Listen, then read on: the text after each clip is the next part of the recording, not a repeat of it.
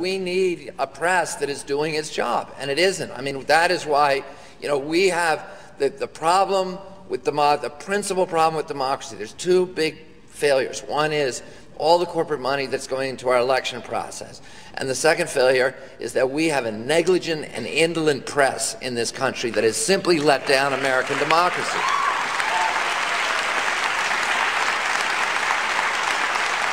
And you know, I travel all over the country and I hear people talking still, you know, people talking about the liberal media. Well, that's what Joseph Goebbels used to call the big lie. If you just keep saying it and saying it and saying it, people begin believing it. But there's no liberal media in this country. You know, what do you have? You have The Nation's magazine, you have Mother Jones, you have Rolling Stone, you have Pacifica Radio, Air America, and then, you know, you have these two guys, and that's pretty much it. But we have a right-wing media in this country, and if you look around, that's where Americans are disproportionately getting their news. And, you know, the Pew Foundation recently did a survey that showed that 30% of Americans now say their primary news source is talk radio, which is 90% controlled by the right. 22% said cable news, mainly Fox News. 10% said Sinclair Network, which is the most right-wing of all of them. Sinclair is the largest television network in our country. It's run by a former pornographer who requires all 75 of his local affiliate stations to take a pledge that they will not report critically about this president, or about the war in Iraq, or a number of other issues. And then the rest of us, only 11% of Americans now read papers, where you still can get some relevant news occasionally, but the rest of us get our news primarily from the traditional corporate-owned media, ABC, NBC, CBS, and CNN, which have no ideology except for their own pocketbooks. And that ideology is almost always coterminous with the ideology of the party in power, but particularly the Republican Party. Because, you know, they want all these consolidations, they're supporting these corporate consolidations. These are huge companies that have all kinds of subsidiaries that are looking for licensing deals and consolidation, you know, concessions from the government, and they're not going to say something that offends them. And, you know, you look on network television, there's no liberal equivalent of John Stossel or Glenn Beck or Robert Novak or Sean Hannity or Bill O'Reilly or any of these other guys. You know, you have, okay, you've got Alan Combs, you know, and that's just, I gotta read this thing that Randy read today.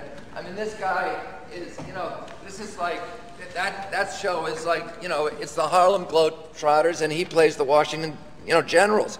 It's just, his whole job is to lose every argument.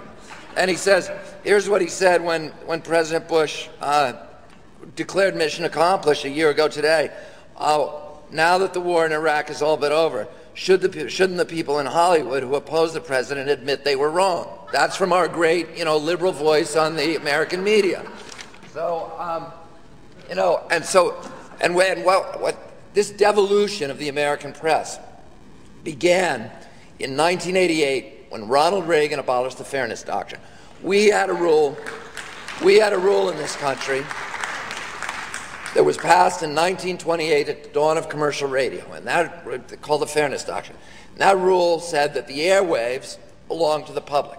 The broadcasters can be licensed to use them, but only with the proviso that they use them to promote the public interest and to advance American democracy. There were 3 requirements under the Fairness Doctrine. Number 1, they had to air issues of public import. That's why there's a 6 o'clock news hour on the networks. Not because they wanted it, they wanted to put entertainment in that slot. The news departments traditionally were money losers.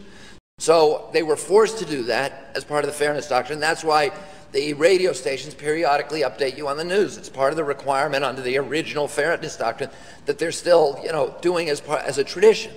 On number 2, if they were going to give opinion, they had to tell both sides. You couldn't have had a Fox News under the Fairness Doctrine. You couldn't have had a Rush Limbaugh.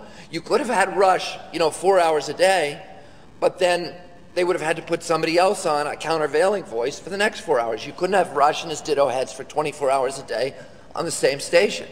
And Rush Limbaugh got started in 1988, the year that Reagan abolished the Fairness Doctrine. Number 3, they had to avoid corporate consolidation. Congress wanted to make sure that people in Kansas could get crop reports, that people in North Dakota could get tornado warnings, that people in the South could get country music, that you wouldn't have, you know, programming and content dictated by a couple of corporate epicenters in remote areas of the country. And that part of the fairness doctrine, incidentally, was strengthened in 1945, was fortified, because they saw what Congress saw, what Hitler had done in Europe and the other fascist governments had done, where they had allowed these corporate consolidations and they had given these contracts and special favors to the media, and they had co-opted the media and got them on their side, and so that anybody who criticized them was either muzzled or was branded as, you know, as unpatriotic. And they said, we can't allow that to happen in this country. So they strengthened that part of the fairness doctrine. Today, Ronald Reagan abolished the fairness doctrine as a favor to the Christian right, which was already plotting the takeover of AM radio, and as a favor to the studio heads who had helped him get elected, who were plotting the takeover of all media. And today, as a result of that, there are 5 giant international or multinational corporations who control all 14,000, virtually all 14,000 radio stations in America, all 5,000 television stations, 80% of our newspapers, all of our billboards, and most of the large internet content providers.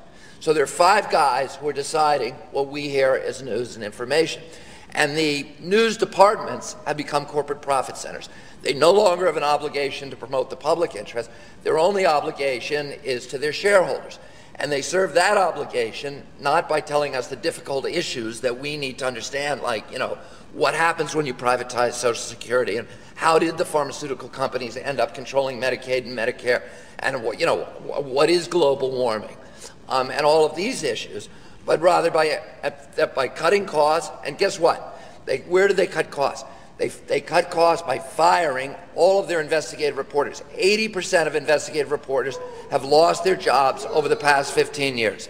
The people who could connect the dots between the money that came from the corporate polluters to the White House, and the rollbacks that were engineered by the White House, and the children that you see, the asthmatic kids that you see in New York City and all over this country. Nobody's making those connections. Nobody's connecting the dots. So you see the asthmatic kid, and you're not saying the White House has something to do with that.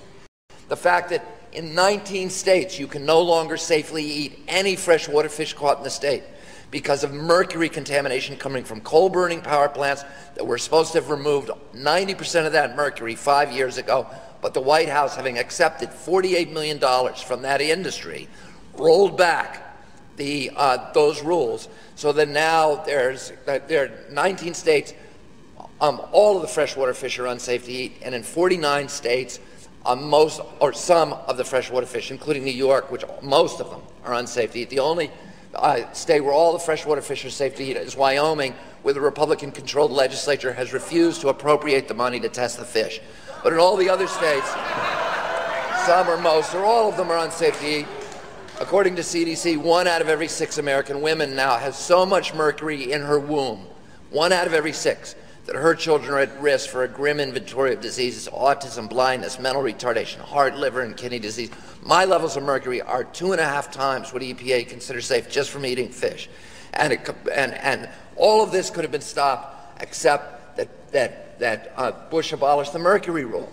But but Americans don't know that. I go and buy my fishing license for $30 a year, every year in New York State, and I get the fish advisories, which are now this thick, that basically say there's only, you know, a few places where you can safely fish in New York State. I read through that thing and I'm saying, that son of a bitch, George Bush. But most fishermen who buy that thing don't make the connection. The reason they don't make the connection is because there's no investigative reporters out there telling them about that connection.